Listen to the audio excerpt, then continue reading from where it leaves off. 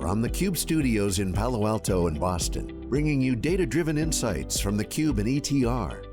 This is Breaking Analysis with Dave Vellante. Many observers commonly refer to AI as still in the early innings. The reality is AI is much further along than most marketers would acknowledge.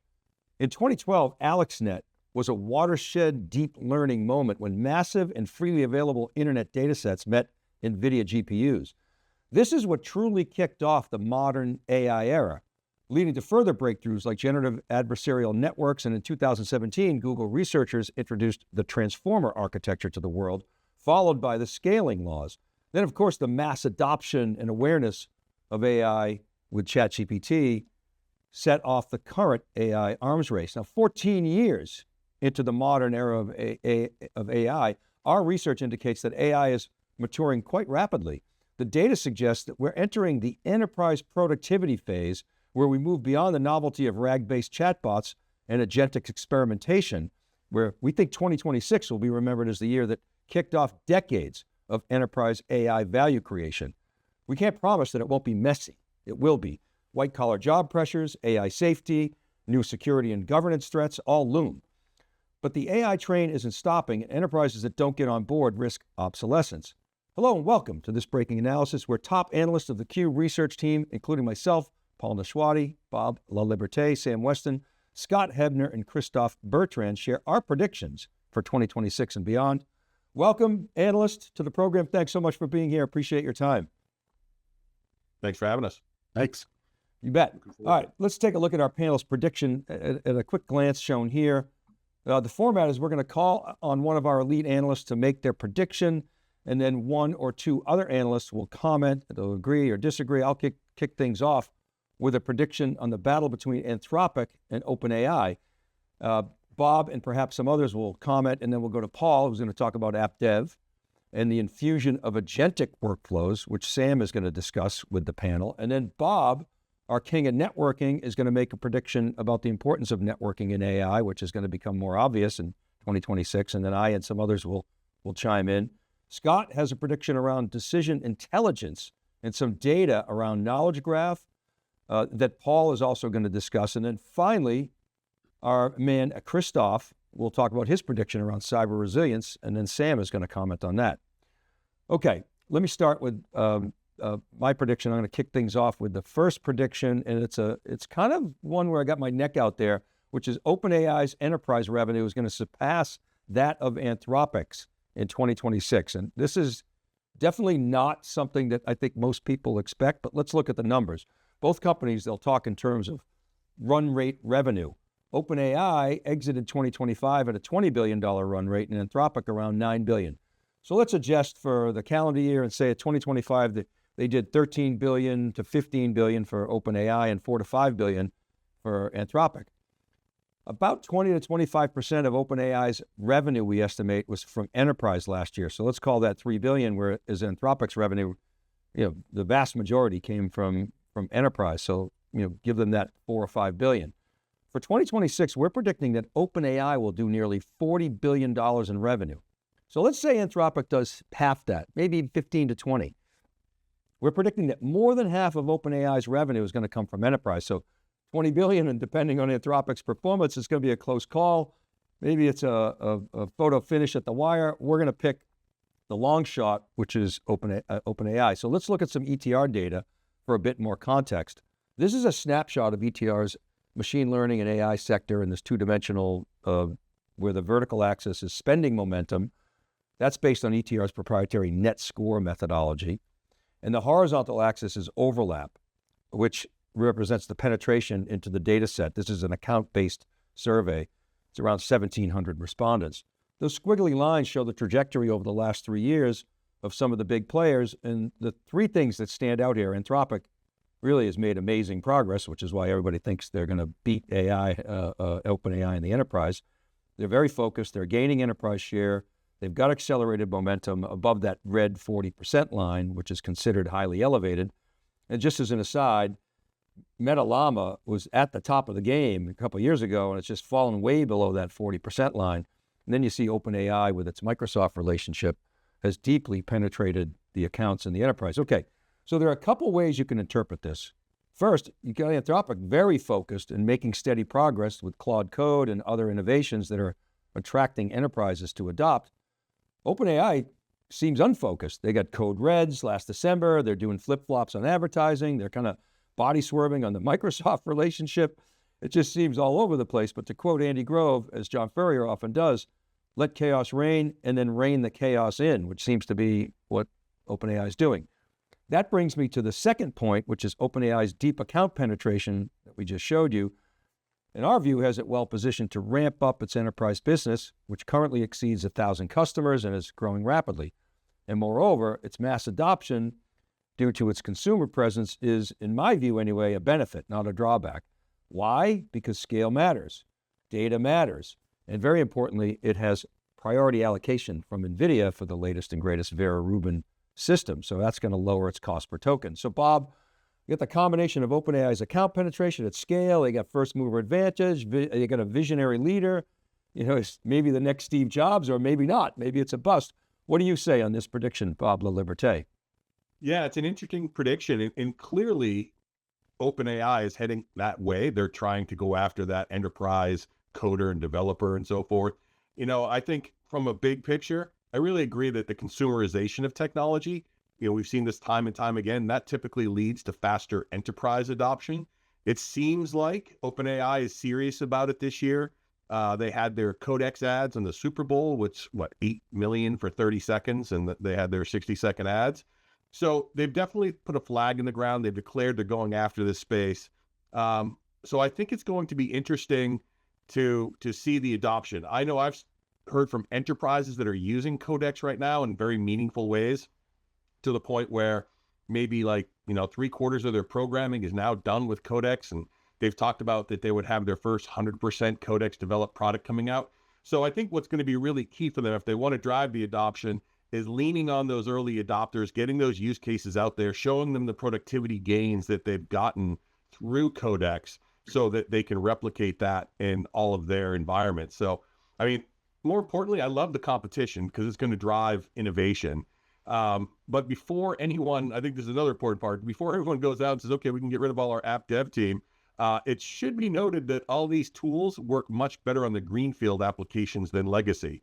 So if you're targeting enterprise and you really want to gain traction, I would be focused on those greenfield opportunities more so than going in and applying them to the legacy apps.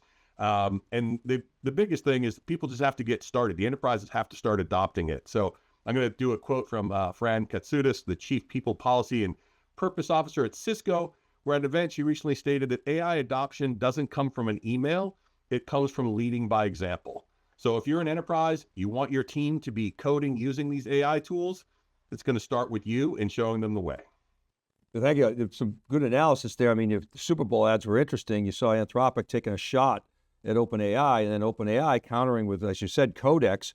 It was interesting to the creator of OpenClaw, formerly Claudebot and all the crazy naming, Peter Steinberger, was coding, and he was using Cursor, he was using Claude, and then he switched to Codex because he felt like the context window was better, it didn't have to start-stop. So it's going to be a really interesting race. And to your point about app dev and greenfield, it really sets up, Paul, who leads our app dev practice. So Paul, he's going to talk about, put up his prediction, if you would, Alex. He's going to talk about app dev and security as it relates to agentic workflows, which is interesting because Peter Steinberger, we always talk about securities, can't be a bolt-on, but he's kind of now thinking about security.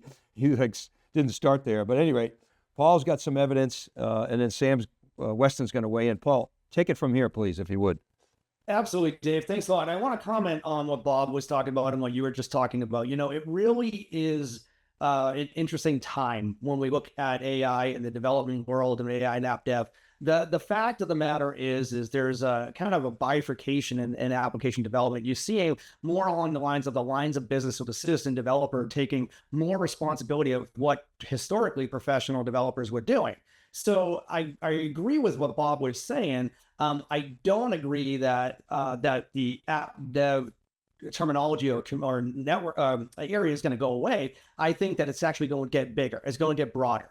And what I mean by that is professional developers are going to focus on true professional development, and lines of business developers or citizen developers are going to focus more on what they need to do to get their jobs done immediately. So I'll sum it up like this. Around, if you look at 2025, it was the year of experimentation, and 2026 is really the year of implementation. So Alex, if we look at our slide, if we look at the data, I really want to kind of highlight a couple of pieces here.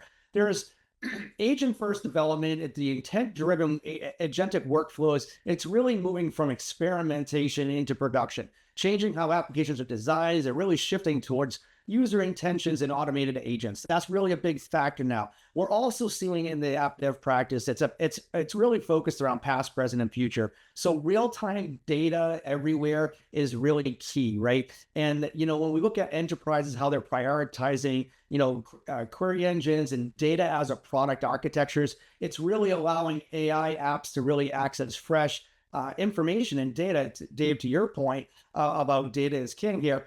And it's really distributed data without the costly ETL that really was historically in place. I will say that partners are running the stack for open ecosystems. And we're going to see in 2026 that most organizations will rely on service delivery partners and integrators to basically have the operational complexity of cloud native and AI ready platforms, as in-house skills really remain constrained. And this is a big factor here. We see in our research that 67% of organizations are hiring generalists over specialists. And that's a big factor too, because when they're trying to deliver what they need to do, you hear about a lot going on shift left and moving to the left, and developers are sitting there with the catcher's mitt, catching everything. There's just a lot happening there. So the next point I want to drive home here is observability does become a control plane for AI operations. Unified telemetry, metrics, observability platforms, that'll really be treated as a first-class infrastructure for securing, debugging, and governing AI apps. And then cost awareness for application development. FinOps is coming back. A resurgence in FinOps is coming back here. We saw a big push about 4 or 5 years ago around FinOps, and the whole ESG, sustainability, and governance. That is really starting to gain traction with AI here. So user-based billing and cloud optimization is a really big factor. So this is coming in. But we can't also neglect the fact that DevSecOps and AppSec really do play a big factor here. So when we look at it, AI accelerated software really becomes a standard practice. This has to happen. We're seeing that AI policy engines are secure by default.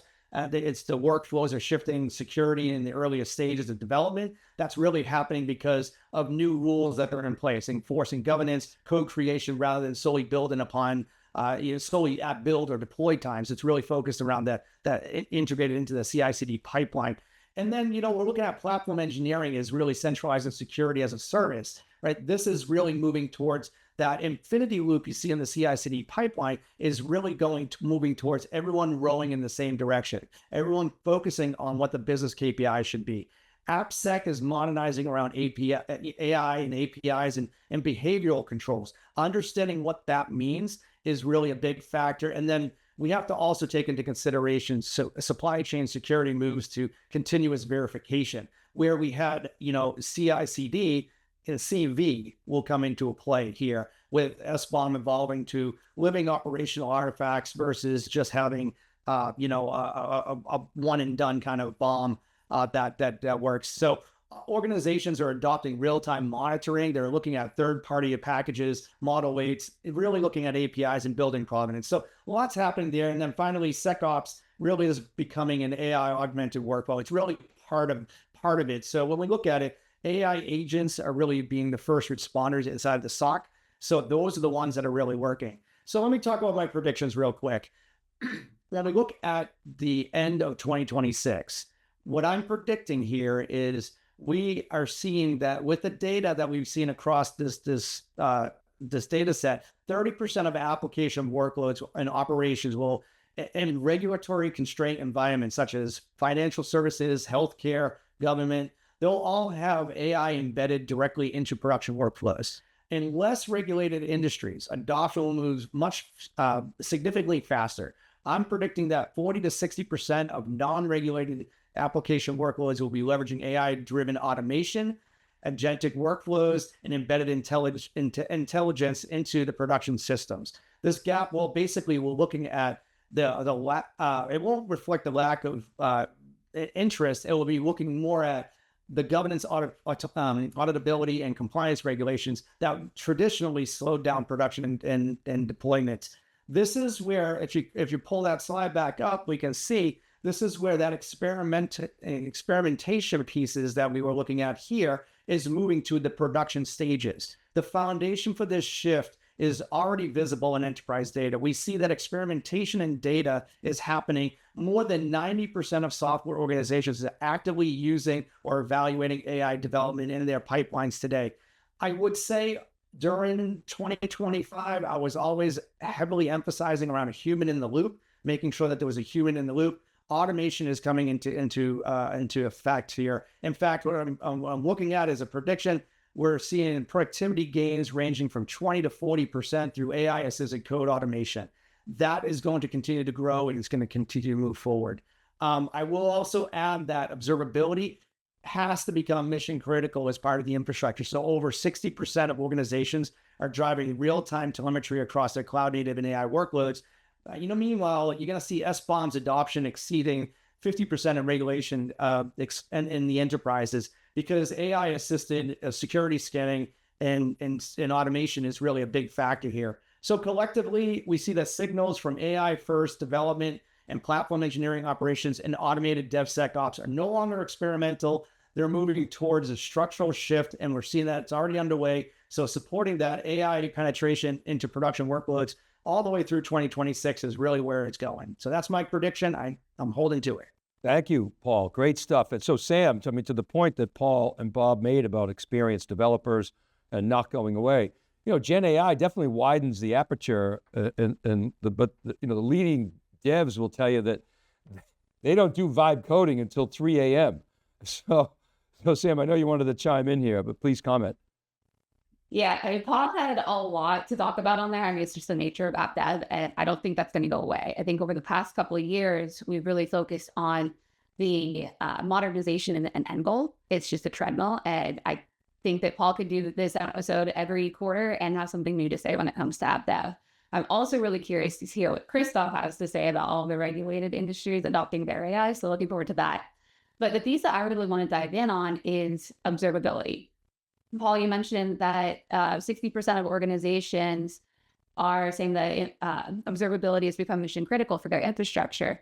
And I think that makes sense, but I want to get your take on a couple things here. So over the last couple of years, we've seen a lot of our companies deciding they use 6 to 15 different observability tools to monitor their stack. And the majority of those also said that they were looking for consolidation. But at the same time, now we're also seeing observability features are being added into products and platforms. And then we're adding AI on top of all of that. So I have a couple questions back to you. And there's 4 of them here. So bear with me and you can make some sense of them. One, does the product level observability functionality take precedence over straight observability vendors? If so, does that actually consolidate our tool stack or just move the features lower in the stack? And is there some potential for a hybrid option of moving the observability to the product level, but then finally reaching a single pane of glass with the help of the straight observability vendors utilizing AI? And I guess overall, what does this do to those vendors that are working on observability specifically? Yeah, they're great questions, Sam. I think that when I look at observability overall, it really sets the stage of a bi-directional approach within the organization. We're seeing major observability vendors meeting the developers where they are. We're seeing a big shift. Major observability vendors are actually working with the developer persona now as not just the IT ops persona. So what they're doing is they're feeding their observability insights into the IDE, meeting the developer where they are, and using that. So we're seeing that with Kiro, we're seeing that with Dynatrace, we're seeing that with Chronosphere, we're seeing that across the board, and Splunk is doing this as well. So it's not just a security play, it's not just an IT ops play, but it's also a developer play. To answer the other part of your question, The platforms themselves, the more mature platforms themselves, are incorporating these insights from these observability vendors directly into their platform. Do I believe there's a single pane of glass? Absolutely not. There will never be a single pane of glass in anything. However, it is important to meet your client where they are so you have customer choice. So if you're able to have that open ecosystem and leverage those calls directly in, now you have the ability to use the pane of glass to make it more unified. So I think that's, and also in supporting to our data, where we see 54% of organizations are looking for a unified solution in observability. So good questions there. So Paul, my question to you is, when we look back a year from now, what is the one criterion that we're going to use to determine whether or not your prediction came true? Yeah, I think that's a great question, Dave. I think when we look at that criteria, we're going to see that automation is going to be adopted more streamlined and more holistically throughout the CI/CD pipeline, more into app dev. We're going to see that the research that we show right now today, the snapshot is 24% of organizations want to release code on an hourly basis, yet only 8% are able to do so according to our app dev research. I believe that matrix will show that releasing code faster will happen because of this prediction. So 8% goes to what? 8% of organizations, the 8% goes to 15% at least. 15%. Okay. All right, good. So let's make it 16%, so it'll double. All right. I will go with that. I will back that. Okay, yes. Let's move on to our next prediction from Bob Laliberte. Bob's prediction relates to the vital role of networking in 2026 as it becomes a critical component of the enterprise AI stack in ways that, maybe practitioners haven't had to think about in the pre-AI factory era. Bob, take it from here, please. Yeah, absolutely, Dave. Thanks. I think when we look back on 2026, I really believe we're going to remember this as the year that networks stopped being AI adjacent and became structurally essential to AI success. And, that's not to take away. For years now, networking has been positioned as enabling AI, right? And it's all been in terms of more bandwidth, lower latency, faster fabrics. But for 26, it really feels different. I think this is the year that the network really has more of a determining factor for AI outcomes. And so vendors need to, translate a lot of that AI complexity into control, into trust, and measurable business results that will really help define the next era of enterprise networking. And those organizations that just continue selling bandwidth in boxes without any business context are going to be falling behind. So what does all that mean? Well, I think, first of all, enterprises will start evaluating networks based on measurable AI outcomes. So things like the GPU utilization based on the network being able to feed it, right? How long it takes for the model training to complete, inferencing latency and cost efficiency per workload, things like that. The 400 gig, the 800 gig and beyond connectivity will be the foundational, but it'll be the table stakes. And what's going to differentiate vendors is their ability to deliver that predictable performance, right? Things like multi-tenant isolation, right? Economic efficiency, particularly as these GPU as a service providers, right? The neo clouds, the sovereign clouds, really demand that hard segmentation and deterministic fabrics that a lot of the traditional cloud networking abstractions were never designed to support. I think next, the network's role is going to be expanding beyond the data center, right? This becomes an end-to-end story. So the WAN increasingly becomes part of the AI supply chain. So linking all the distributed data sources, centralized training clusters, edge-based reference endpoints under sovereignty and policy constraints especially. But AI workloads are just inherently more distributed, making that latency, jurisdiction, and bandwidth elasticity strategic variables rather than just operational details. And third, the operational models are evolving, right? So 2026 will mark the shift from AI ops as insight into agentic operations that act autonomously within well-defined guardrails. Because the reality is we're moving so fast, the AI era networks are going to be too dynamic and they're going to need that full automation, but are still going to have to keep in mind there's going to be this time to comfort where you're going to need that human in the loop to enable organizations to validate the technology to get them there. But as Jensen so aptly put it at the summit a few weeks ago, It's not about human in the loop moving forward. It's now about making sure AI is in the loop. Yeah, that was a great comment. Go, please carry on. Sorry. Yeah, no, absolutely. So, and at the edge, the networking shifts from basic device connectivity to real-time inference enablement, right? So think about 5G enabled routers in cars, and those cars becoming mini data centers and not just a connected device. Think about, retail, healthcare, industrial environments, all the autonomous robotics and things like that that are going on, all requiring sub-second decision-making. And all those become primary metrics of success. So across all the domains, security, governance, and enforcement move from overlays to intrinsic fabric capabilities, and the network becomes the control plane for trusted AI execution. Alex, if you could bring up my slide here. As I come to my closing remarks here, ultimately 2026 is going to mark the point where networking's value is not measured in gigabits, but in the intelligence it can deliver. So the conversation will shift from the speeds and feeds to AI economics, determinism, and trust. And enterprises will expect networks to maximize their GPU investments. They'll be there to enforce sovereignty policies and deliver real-time outcomes at the edge. So the winners won't simply build faster networks. They'll build networks that make AI work.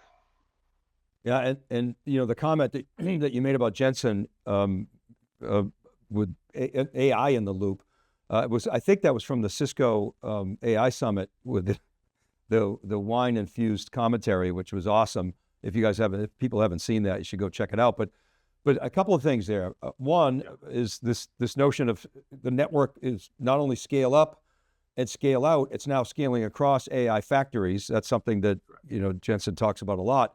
And I think the second question I have relates to the same one that I asked Paul. How are we going to know when we look back? If, for instance, last year, if somebody had predicted that we talked about this in our prep call, that NVIDIA was going to be the #1 networking company on the planet in terms of revenue, I never heard that prediction. That would have been an awesome prediction. Is there something that you can point to, Bob, that we can look back from a year from now and say that whether or not this prediction came true? And that's funny, Dave. You didn't hear me say that 3 or 4 years ago. Not exactly, right? I think there's a lot of good ways that we can look back. I mean, the first overarching thing, being a networking person and being blamed for all the problems of IT for the last 25 years, it's great that the network is cool again. So just that alone is a positive. But like I said, I think what you're going to see for how do we measure this? How do we see how it's helping is by some of those things I talked about. The GPU utilization, how fast you're able to get the training models, how effectively you're able to establish that inferencing at the edge in real time and get those business outcomes. So it won't be measured from who's the first person to get to, 1.6 or that other terabit, throughput. It's going to be who's going to have the combined solution from an end to end that will really drive these outcomes for AI. And so from that perspective, while NVIDIA is certainly one of the biggest ones, they're largely focused on the back end, right? And that's where their consumer base is, and they're doing a great job of it. But the reality is, when you think about the AI era and what's going on in enterprises, it's really distributed across clouds, private data centers, colos, edge locations. And that's where the network has to really shine and be able to enforce all those policies and understand the sovereignty, governance, and things like that, security being infused into the network itself. So there's going to be a lot of different factors that's going to make that network become the control plane. And so I think from a metrics perspective, looking back, what we're going to look for are the network enabling the success of the AI environments and seeing those use cases coming out. So I wish I had something more concrete that we could say this percent to that percent, but I think it's so intractable part of the AI story right now. Is the difference is you're going to see a lot more intelligence, a lot more end-to-end use of that, driving that AI adoption. All right, thank you, Bob. Networking is back. It's cool again. Okay, up next is Sam Weston, our one female on the panel. Thanks, Sam, for not only bringing the insight, but diversifying our all-male panel here. Sam has some interesting thoughts on enterprises really leaning into the ROI around customer experience and employee experiences, with firms honing in on KPIs that are, like customer sat and employee productivity. Sam, lay out your scenario, please. Absolutely. Thanks so much, Dave. So as you mentioned, my prediction really does center around this year being the year that AI ROI is non-negotiable. So AI no longer can be an experiment or an innovation project if it doesn't have outcomes. And much like Paul said, that in 2025 was the year of AI experimentation, and this year is his year for deployment. This is my year for ROI. Early in 25, we had some research come back that showed about 25% of IT budgets were being allocated for AI initiatives, which sounds great. But when actually talking to these organizations, we were finding that the AI initiatives were ambiguous. There was no clearly defined business goals or even direction on which way we were going to go with these AI projects.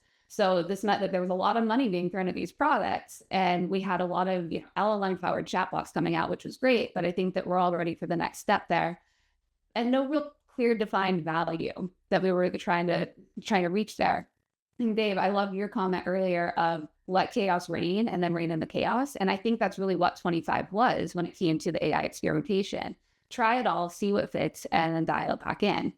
So AI was in experimentation and innovation on 25. We saw the MIT report that showed 95% of those AI initiatives were not reaching production last year. And I think it's a great headline, but it sounds alarming. And I think the context there matters. 5% success rate during experimentation is not failure. It's an investment where we can separate novelty from value. So that was our time where we were testing ideas, figuring out what's possible, and then eliminating what wasn't worth pursuing.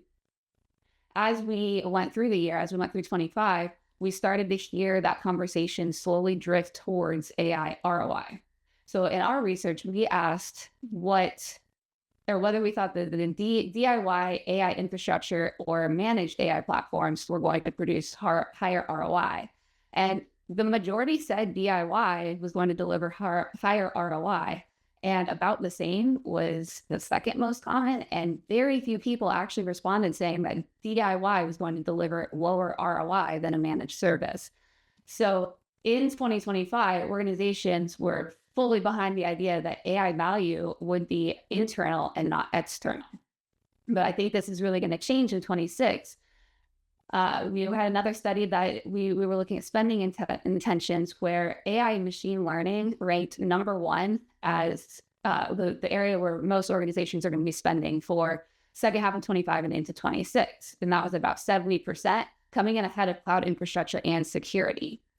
So I don't think that AI is going to be a fading trend, because what makes technology foundational versus a trend is going to be the ROI. So I think that we're at that phase now where we've accepted that AI can't go away and that we want more of it, but now we have to prove its value.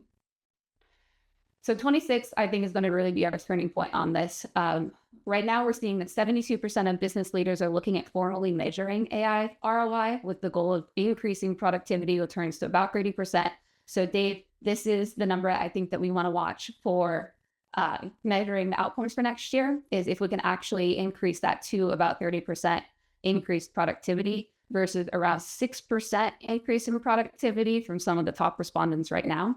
And I think that we're going to see that happen based on intent and design. And all of that comes down to starting with the outcomes in mind instead of just starting with the tools.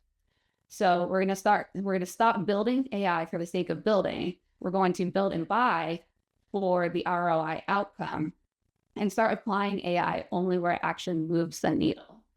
But diving into my actual prediction for the year, I think that the place that we're going to see this most is going to be in CX and EX. I think that that's going to be the fastest growing investment for AI because we have well-defined KPIs in those areas. So we can actually prove the productivity, we can prove the ROI pretty easily. We can look at things like CSAT, NPS, resolution time, employee productivity, and cycle time. And since these metrics are established and they're widely accepted across the industry, the impact can be immediately visible. So the improvement performance is, or lack of it, becomes really clear with those KPIs. So I guess that's kind of it. 2026 is going to be the year where AI stops being judged by potential and starts being judged by the results. And CX and EX are where we're going to see that accountability show up first.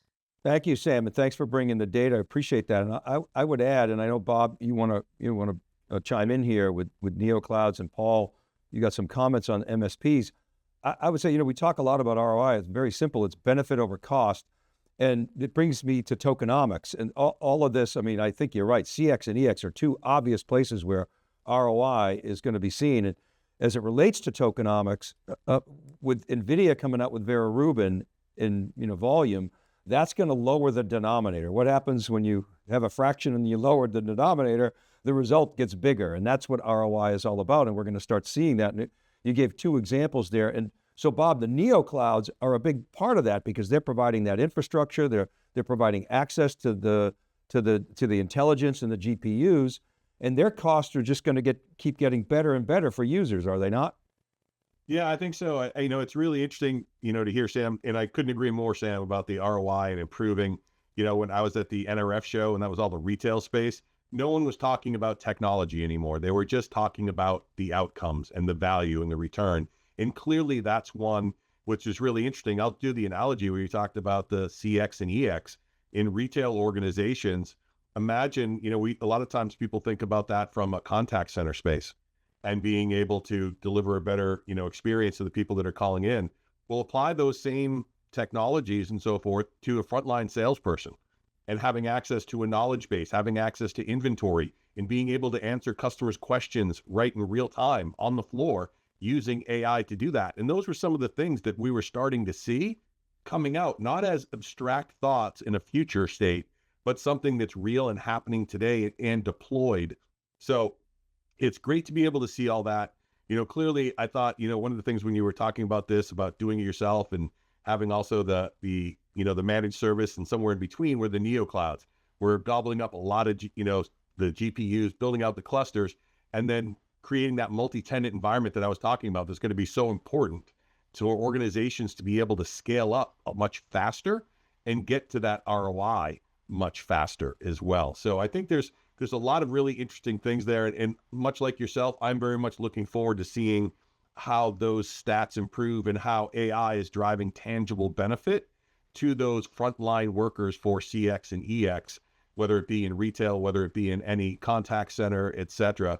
I think it's going to be fascinating to watch. Thank you. Paul, did you want to make a comment on managed service providers?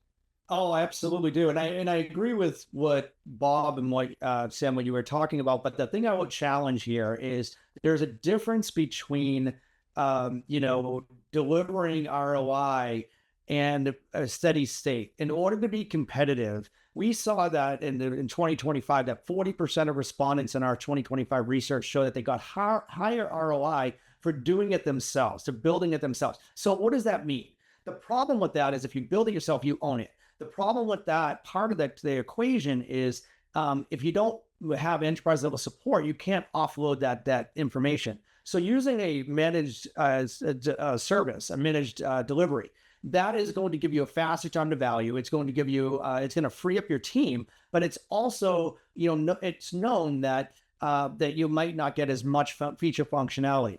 Tying this back to the app dev prediction, we're seeing that open ecosystem across, CX and EX is also being applied to that single pane of glass. Is it being applied to passing up information from heritage or new systems and passing that into the bespoke solution that's being used? If you're not doing that, then you're going to have to build your own solution.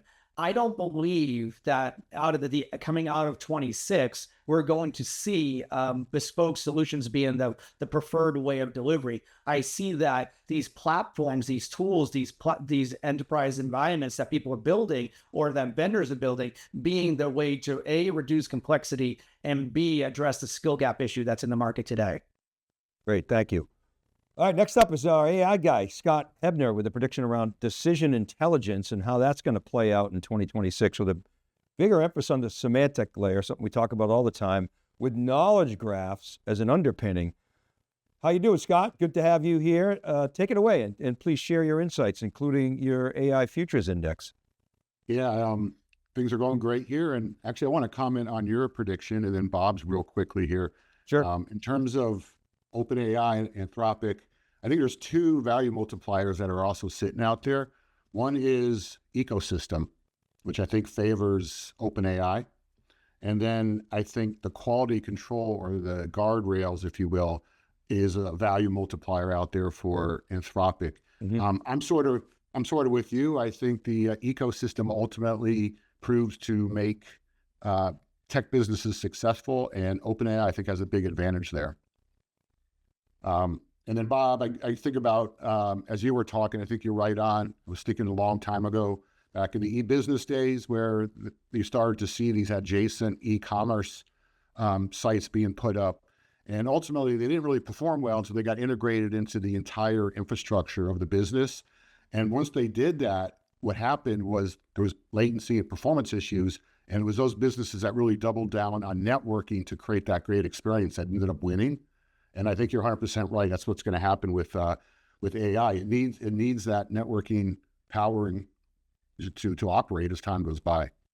So those are good predictions. Nice. All right, look, bring on your prediction around decision intelligence. We love this topic, the semantic layer, knowledge graphs, the whole deal. This is reshaping the software stack. Take it away. All right. Well, actually, I got two predictions. I'm going to only talk about the one that you just kind of teed up. The first one being that agentic decision intelligence will reshape enterprise AI architectures as we move through 2026. The second one that I won't cover, but you can go tune into the Next Frontiers of AI podcast to get a deep dive. Christophe was also on that talking about his predictions. But I believe over 50% of B2B brands will become invisible in 2026 in terms of AI-mediated buy-in journeys. As people move from search to dealing with their AI agent to help them figure out what brands to shortlist, do investigations. A lot of these businesses are going to become invisible unless they make dramatic changes in how they represent their brand out in that digital world. But let's get back to the main prediction here. So I predict that in 2026, the winners are going to shift from LLM-only agents to decision-grade agents that are built on systems of a layered architecture. So you're going to have an LLM plus RAG plus chain of thought layer. If you think about that, that's about fluency and about coherence. Then you're going to have a semantic layer, which is really about meaning and context, very specific to that business and the business context, its industry, its region. And then you're going to have a causal decision intelligence layer that's really about interactive decision analysis. So it's my view in 2025 that enterprises will increasingly demand that AI agents and agentic workflows be built on decision-grade systems, which I would argue they aren't really today. So why is this? I think it starts with AI trust. It's becoming the limiting factor on agentic AI ROI, and it's slowing the adoption and the deployment of higher value ROI use cases. And our agentic AI features index had found that only 49% of AI professionals, and that was 625 of them, have a high degree of trust in AI outcomes coming from LLMs. Secondly, if you think about it, just saying, well, because AI told me so, is no longer good enough. That is not an audit trail. New research that just came out actually in January, so very recent, from Carnegie Mellon, Oxford, Johns Hopkins, MIT, Northeastern, basically showed that LLMs plus RAG plus chain of thought tend to misrepresent their underlying reasoning to users. That is, they actually fabricate the explanations after the fact and do not necessarily, reflect the decision and how it was actually derived. And Johns Hopkins went as far as stating that LLMs are basically lying to you, right? And I think there's a lot of truth to all that. So when it's all said and done, users also want to rely on agents to help them make decisions, but they're going to want to intervene and ask what if questions or play with counterfactuals or say, what happens if these conditions change? They're going to want to interact with the model to make a decision that they would actually trust and use. As we've been saying all along here at theCUBE Research, trust is the currency of ROI when it comes to enterprise AI. Because if you think about it, the stakes are so much bigger, so much more consequential in the enterprise, right? Decisions must be explained and justified. They trigger actions and investments. Regulators start asking questions. The risk and compliance teams demand evidence. Take all that in aggregate, that's where you're going to start to see a layered architecture emerge in 2026 and really start to accelerate with this notion of AI decision intelligence anchored in true explainability. And once you start to build on these LLM foundations, the decisions will be able to be better verified. They'll be able to trace them. You'll be able to trust them enough to satisfy real world enterprise requirements. So I think the bottom line here is in 2026, the agentic AI ROI ramp is going to erode unless trust is engineered into the architecture. And the organizations that are going to win will not be those with the most agents working together, but it'll be the ones that with the most decision-grade outcomes per agent. So to put this all in context, if you think about it, step back, 2024 was the year of LLMs, delivered AI fluency and coherence, right? 2025 became the year of agentic AI, which was delivering AI automation and autonomy. 2026 will be that year of decision intelligence, explainability, and AI defensibility. So I think you're going to see a surge in these technology investments. And if you bring back up that chart from the agentic AI futures index, you can see when asked, what are the key technologies for the next 18 months?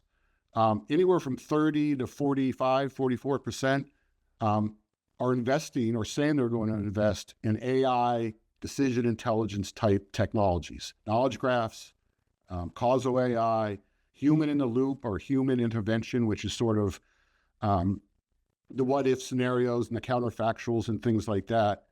So my prediction, and I know, Dave, you're going to ask, how do we quantify this? The semantic layer agents, right? Today, if you look across global enterprises, it's got to be somewhere between 5 and 10%. And it's maybe up to 20% in $1 billion plus enterprises, the bigger ones. I say that doubles in 2026 and reaches 40% in the larger enterprises. For the causal layer and that interactive sort of what if scenario type technologies, it's probably around 3 to 5% today across all enterprises, maybe 15% if you get into the larger enterprises. I say that all triples in 2026.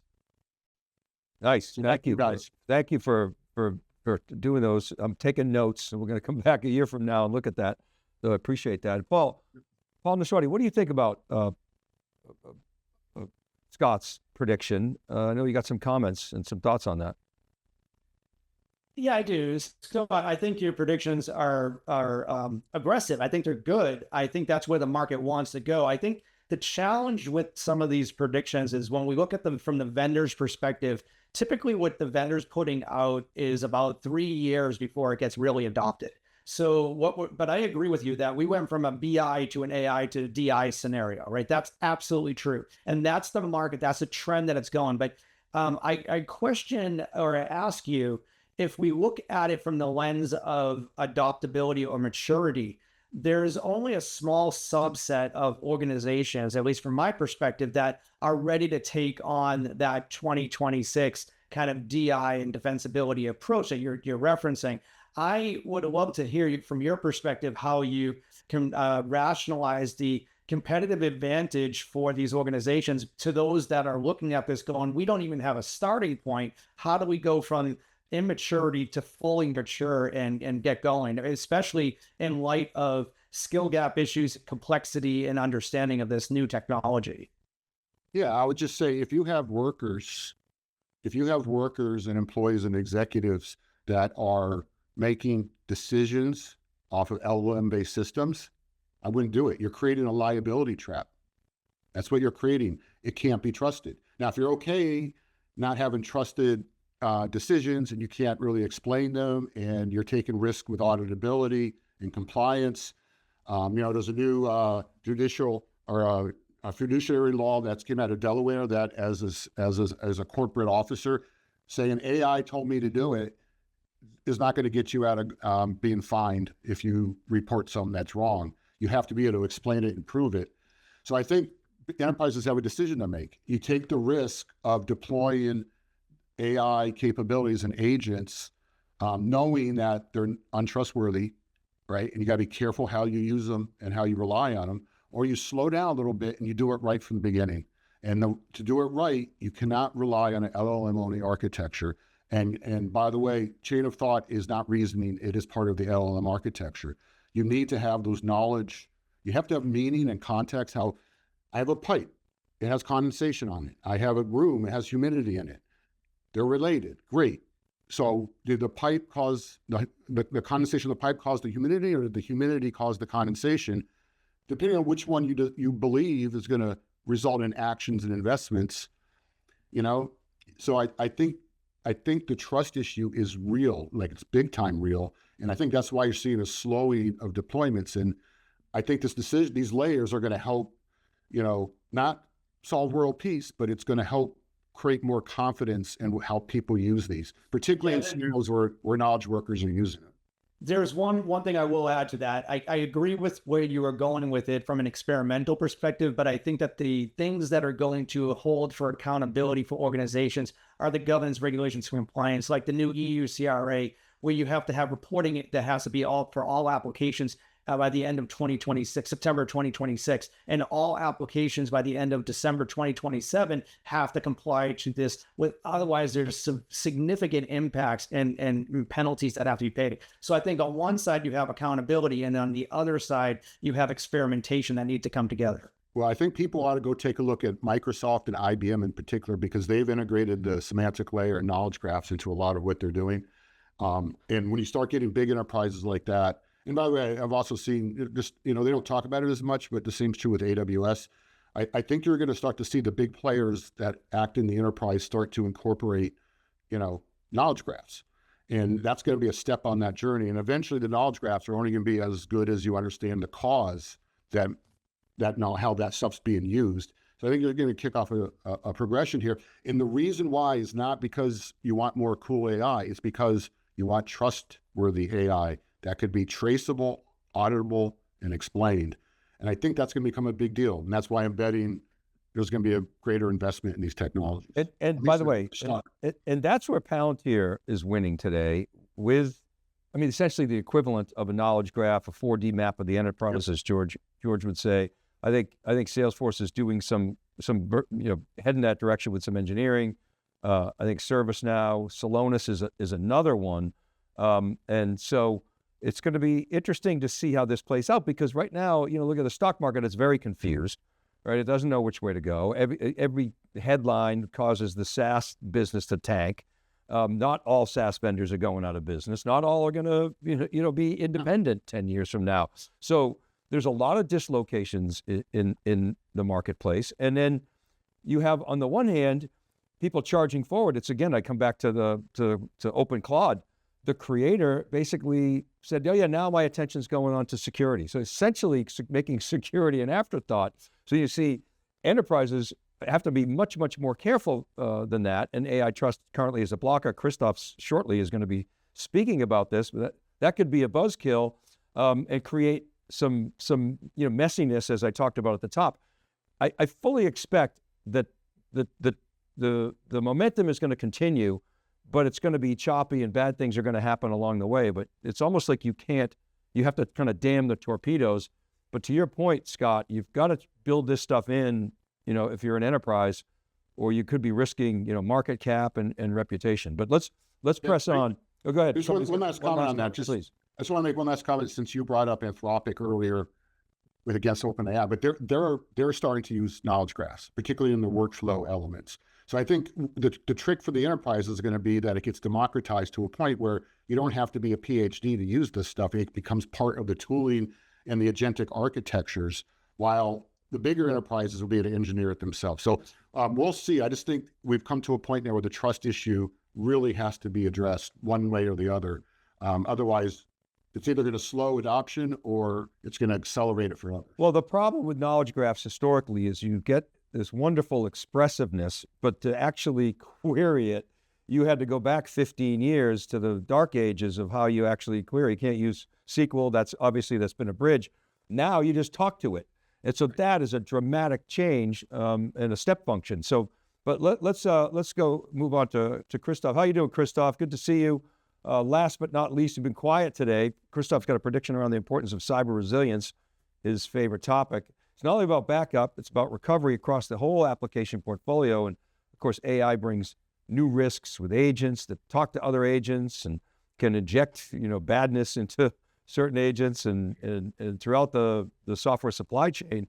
So this brings more exposure. Christophe, what could go wrong? Oh yeah, what could not go wrong is the question. By the way, I feel like, it was feels like Groundhog Day in a sense, because we were having the same conversation 15 years ago about cloud, or maybe it was a little more than that. Trust. You could not say the word cloud in certain meetings, especially in the financial industry, without being walked out of the room. A few years later, you could not say the word cloud. So things are going to evolve. Okay, number one, it's early stages. And I'm going to be Buzzkill Bertrand here, which is my nickname apparently from my kids.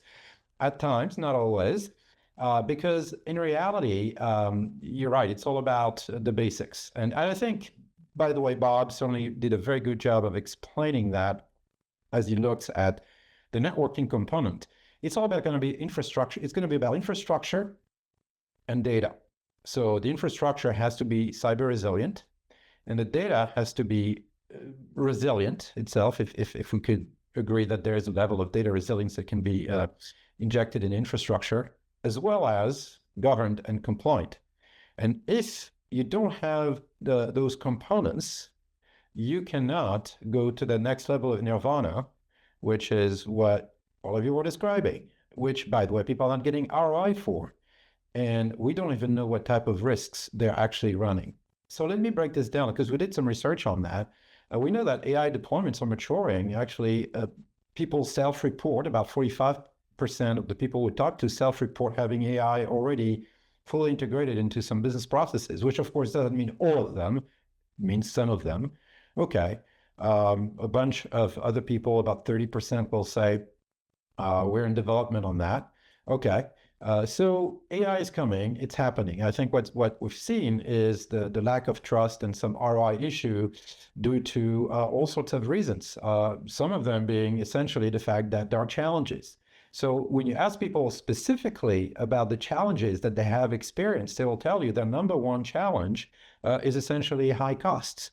Their costs are out of control from an implementation standpoint. That's the number one thing they'll tell you. Again, that's from research we ran recently last year. And then the second thing they'll tell you, which brings us to our topic, is actually cyber resiliency security issues. And I'll break this down a little more because it's super interesting. That's the number two thing, okay? And it's actually number two, but at a with a very small difference from the number one in terms of percentage points. It's almost an equal number one. And then you get into questions around skill sets, around integrations. So there's a lack of maturity, very clearly. All of the signs that we saw with other adoptions, other technologies, I could have said, by the way, I had this conversation or something close to this about containers a few years ago. We saw that with VMs. I said, again, we saw that with cloud. So technologies like AI, which are so complex and so promising, will be very challenged and will challenge organizations accordingly.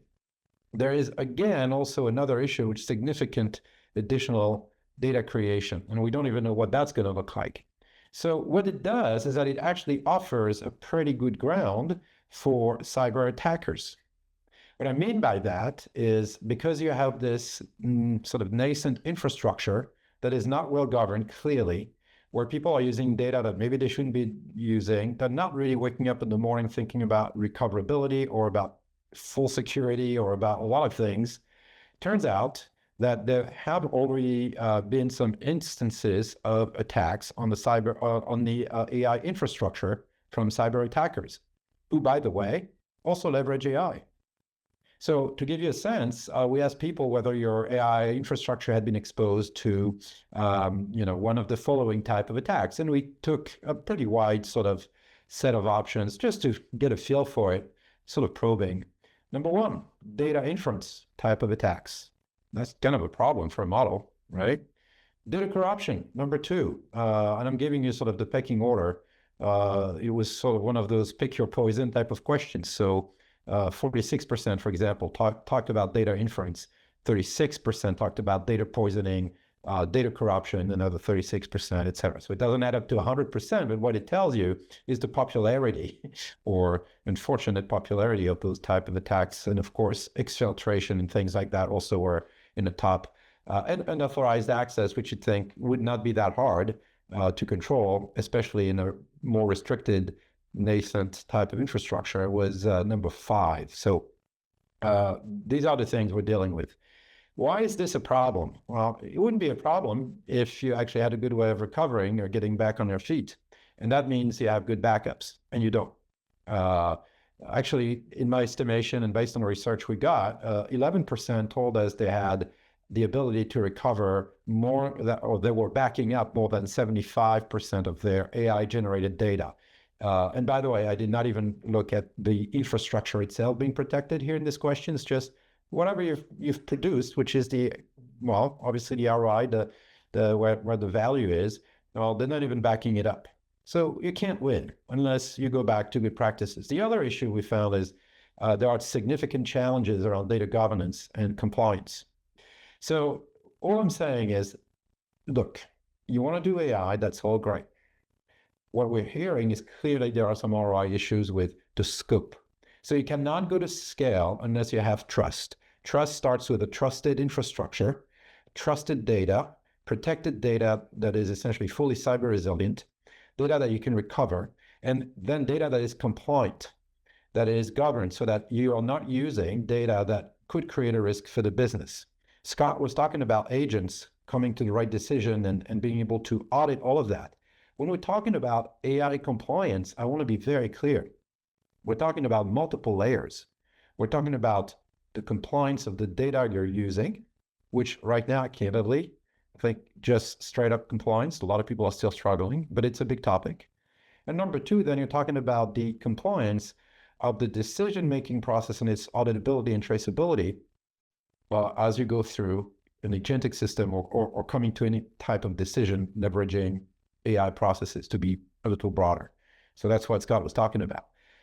So I think what it leaves us is that my prediction is that the sort of back to reality here, buzzkill, get your governance, your compliance in place, get your data resiliency, your infrastructure resiliency, and I will throw in Bob's network resiliency as well in place in a way that you really know what outcomes you're going to get if you get attacked, or if you have a problem that you can recover, you can protect yourself, etc.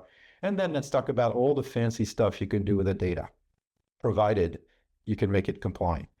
And yeah, that's the reality. It's maybe back to a reality year in 2026. I actually predict, therefore, that cyber resiliency becomes even more relevant and will be for many years to come. Data governance, data compliance, probably intertwined there. And number 1, the infrastructure level is going to be a top key topic. And as a consequence, I predict that we're going to see even more M&A type of activity in the space. We've seen some acquisitions by traditional backup and recovery vendors, storage vendors. It's all combining. Cyber resilience is really backup, storage, data management, cybersecurity. It's starting to combine. And I think the lines are blurring to a point where it's probably creating a further set of challenges for end users. Where do you place your bets? What ecosystem do you pick from an infrastructure standpoint? Even before we start talking about the next step of data platforms and in AI sort of infrastructures you may want to put in place. So as I said, it's maybe back to reality in 2026. Get your stuff, get your house in order on the data and infrastructure side, and let's talk about doing other things. Who do you think gets acquired? Who's your top target?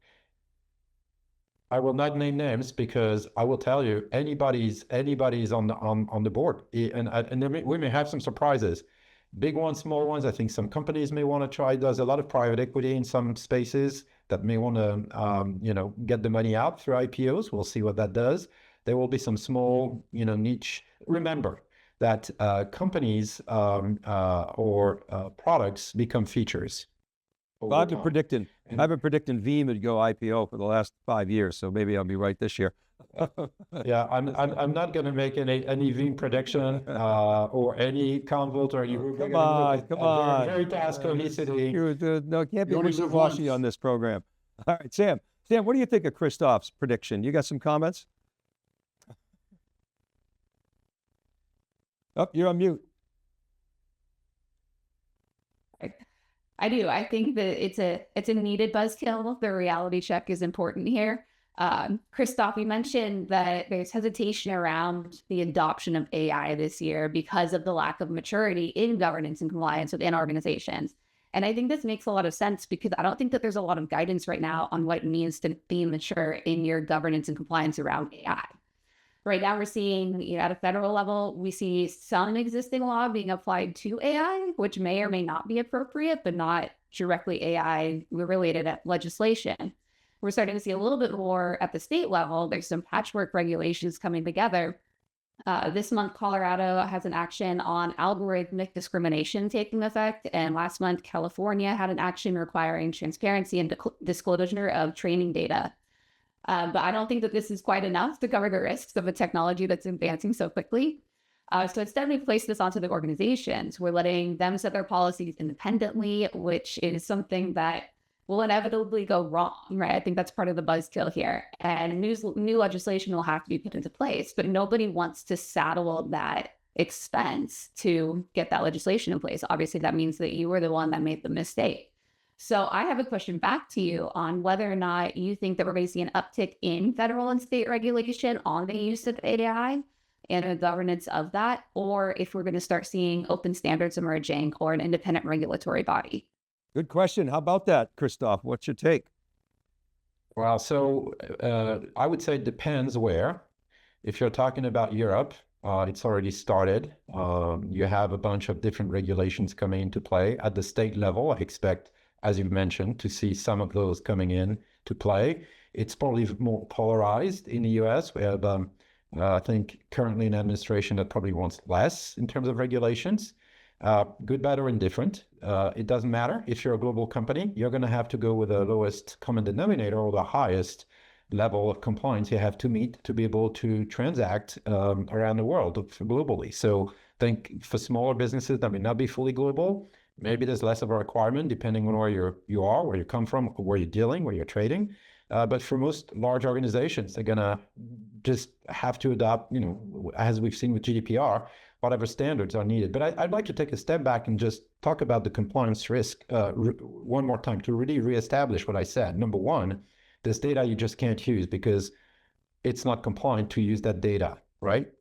Then, which means that you cannot just feed any data into a model, and you have to be very careful that whatever service you use, that you're not actually exposing private data or proprietary data, something that could create a problem for your business. It's a first level of compliance/governance. And then you have, to your earlier point about some recent regulations at the state level, the outcomes or the auditability or the fairness of the results if they're going to be used for decision making, which is a big deal. Actually, it's a great conversation we had as part of one of our summits with an end user that specifically deals in the space of credit decisions and evaluations. So it's very important. And I think we're going to see more and more of these. So the expectation is on the private side of things or independent organizations. Yes, I expect sectorial of decisions will happen, or groups of industry at the industry level will create some guidelines. It's already happened. I expect to see a lot of regulation coming from Europe, probably a bunch from other places in Asia, maybe a little less. North America will be extremely fractional in the sense that it will be states, certain states more than others, and then maybe at some point it will be federal. And all of this will become, I would say, probably exacerbated by the constant risk of cyber resiliency failures. And I'm predicting some spectacular ones this year. Probably not a difficult prediction, but I think we're going to see some AI-related, cyber resiliency-related, in combination, issues that are going to be very public. All right, guys. Because of, we got to wrap. lack of I'm going to concur. Thank you. I'm going to concur with that prediction, and I'm going to also make another prediction that it won't stop the AI train. People will just keep rolling on. Guys, Paul, Bob, Sam, Scott, Christophe, excellent session. Thank you so much for your insights, spending some time on breaking analysis. Really appreciate it. Thank you. Thank you. All right, and thank you for watching. We'll see you next time. This is Dave Vellante for Breaking Analysis.